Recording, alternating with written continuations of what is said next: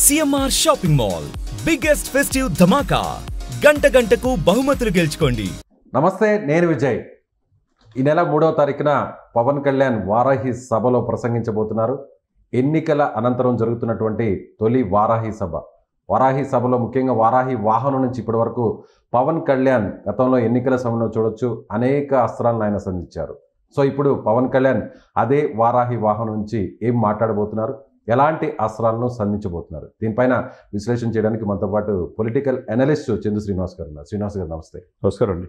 So ఈ ఎన్నికల తర్వాత చాలా డిసిప్లైన్డ్గా డిప్యూటీ సీఎం హోదాలో పవన్ కళ్యాణ్ గారు వెళ్తున్నారు. సో రేపు వారాహి వాహనం మీద నుంచి ఎవరిని టార్గెట్ చేయబోతున్నారు, ఎలాంటి అస్త్రాలని సంధించబోతున్నారు? డెఫినెట్గా అండి. ఎలక్షన్ ముందు ఆయన ప్రసంగం వాడివేడిగా మనం అందరం చూసాం. ఎలక్షన్ తర్వాత పూర్తిగా మారిపోయాడు. ఇంత పవన్లో ఇంత కోణాలు ఉన్నాయి, ఇంత వేరియేషన్స్ ఉన్నాయని అన్నట్లుగా పరిపాలన మీద దృష్టి పెట్టాడు. ఎక్కడ ప్రతిపక్షాన్ని, అంటే ప్రతిపక్షం అదో కూడా లేదు కానీ వైసీపీని ఎక్కడ కూడా తోలనాడొద్దు అని చెప్పి జనసేన క్యాడర్ కూడా పిలిపించాడు. కక్షపూరిత ధోరణి ఉండదు, అప్పుడు ఎలక్షన్లో మాట్లాడని తప్పితే అన్నాడు. ఆ విధంగానే ఆయన ఫుల్ఫిల్ చేశాడు అనుకోవాలి.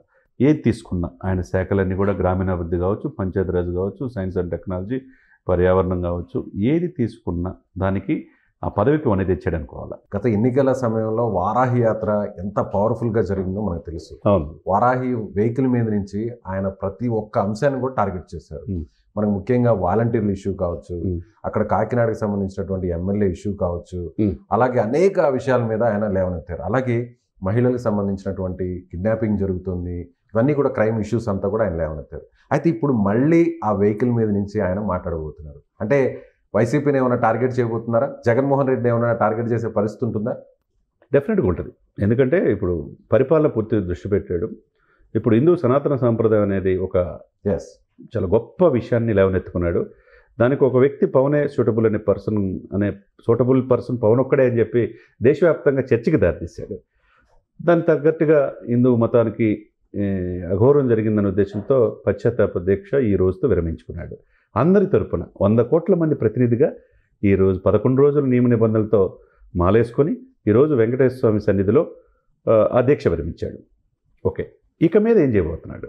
ఇప్పుడు వరకు అదొకటి రోల్ అయితే, 2 ఈరోజు వారాహి అంటే రేపు జరగబోయే వారాహి యాత్రలు ఏం మాట్లాడబోతున్నాడు?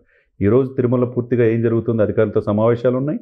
కాలినడకన భక్తులు వచ్చే వాళ్ళకి క్యూ లైన్లో ఎలా ఉన్నాయని చూడబోతున్నాడు. లడ్డూ ప్రసాదం చూస్తున్నాడు. ఆ చివరికి అన్నదానం తన భోజనం ఇప్పుడే స్టార్ట్ చేసి మిగతాయి కూడా చూస్తున్నాడు.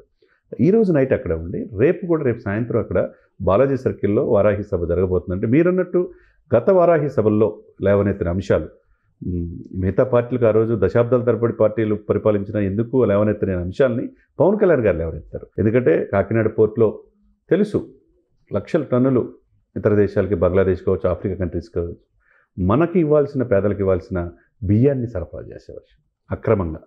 దాన్ని ఆయన ఆ రోజు పాయింట్అవుట్ చేశాడు. చివరికి సివిల్ సప్లై మంత్రి యాదృచ్ఛికంగా మనోహర్ గారు ఉండటం 55,000 మెట్రిక్ టన్నులని సీజ్ చేశారు.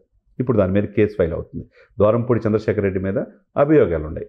ఆయన చెప్పింది ఇంప్లిమెంట్ చేశాడు. అదేవిధంగా అక్రమంగా రెడ్ శాండిల్స్ చూసాం కదా, మరి నేపాల్ బార్డర్ దొరికినాయన్ని కూడా లారీ చివరి కడపలో జరిగిన, తిరుపతి దగ్గరలో జరిగిన, ఎక్కడ కూడా ఎర్ర చందనం స్మగ్లింగ్ చేయాలన్నా, అవి కొట్టాలన్నా వీళ్ళందరికీ కూడా నిద్రలేని రాత్రులు గడిపిస్తున్నాడు. అంటే ఫుల్ పవర్స్ ఇచ్చేసి అటవీ శాఖ మంత్రిగా అడవులను సంరక్షిస్తున్నాడు.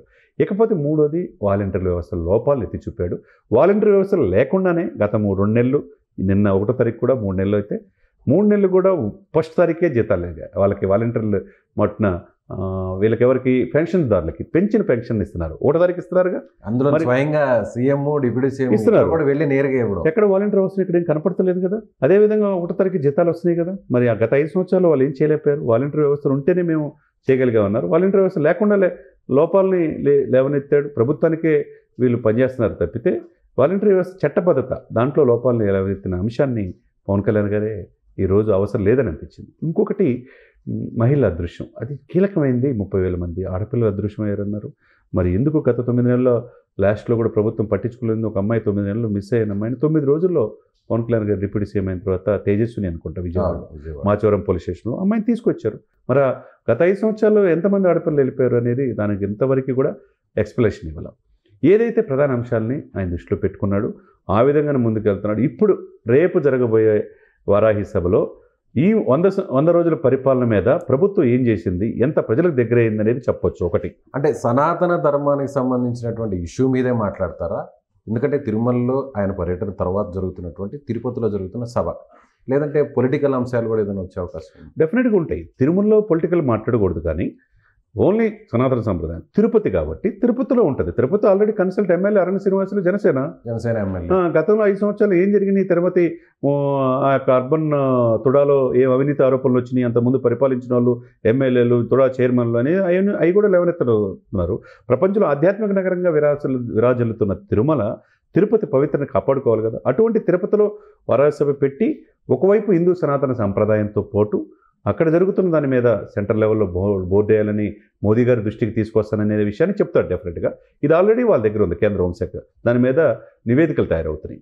హిందూ సనాతన సంప్రదాయం 100 కోట్ల మందికి హిందువులకి ఏదైనా ఇబ్బంది జరిగితే ప్రశ్నించే ఒక బోర్డు ఉండాలి అని అది జరుగుతుంది. దాంతోపాటు రాష్ట్రంలోని సమస్యలు, ఇప్పుడున్న నిర్లక్ష్యంగా ఎవరైతే వైసీపీ ప్రభుత్వం ఉందో వాళ్ళు ఆరోపణలు చేస్తున్నారో వాళ్ళకు కూడా కౌంటర్ డెఫినెట్గా ఇచ్చే అవకాశం స్పష్టంగా ఉంది. సో ఇప్పుడు జరగబోతున్నటువంటి ఈ వారాహి సభలో కేవలం జనసేన పార్టీకి సంబంధించినటువంటి నాయకులు, కార్యకర్తలే హాజరవుతారా, లేదంటే కూటమి నాయకులు కూడా ఏదైనా ఆహ్వానం ఉండే అవకాశం ఉందా? టీడీపీ, బీజేపీకి సంబంధించినటువంటి లీడర్స్ అంటే వాళ్ళు కూడా ఇష్యూ మీద అక్కడ పోరాటం చేస్తున్నటువంటి పరిస్థితి మనకు తెలిసింది తిరుపతిలో.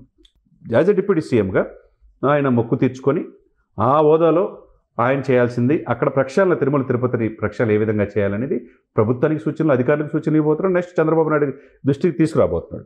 ఇకపోతే రేపు జరగబోయే దాంట్లో యాజ్ ఎ డిప్యూటీ సీఎంగా ఒక పార్టీ, జనసేన పార్టీకి అధినేతగా పార్టీ కేడర్కి ఏ విధంగా తిరుమల పవిత్రని కాపాడటంలో అందరూ భాగస్వాములు కావాలి. గతంలో ఎప్పుడు లేని విధంగా ఆరోపణలు వచ్చినాయి. అప్పుడున్న భూముల కరుణాకర్ రెడ్డి గారు కావచ్చు, వైవి సుబ్బారెడ్డి గారు కావచ్చు, ధర్మారెడ్డి గారు కావచ్చు, విజయసాయిరెడ్డి గారు కావచ్చు, వీళ్ళందరూ మీద విజిలెన్స్ ఒకవైపు జరుగుతూ ఉన్నది. కేంద్ర ప్రభుత్వం కూడా దీని మీద సీరియస్ అయ్యింది. దాని మీద ఇప్పుడున్న ఏదైతే సిట్ని దర్యాప్తు ఆపారు ప్రస్తుతానికి 3వ తారీఖు, అది కూడా రేపు తేలబోతుంది.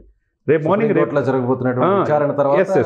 వచ్చే ఆదేశాలు దాని మీద కూడా నేను అడిగారు. దీని మీద చంద్రబాబు నాయుడు గారి సుప్రీంకోర్టు ఇలా మాట్లాడిందంటే ఆయనకు వచ్చిన సమాచారాన్ని మాట్లాడాడు. సో డిపెండ్ చేశారు ఒక రకంగా.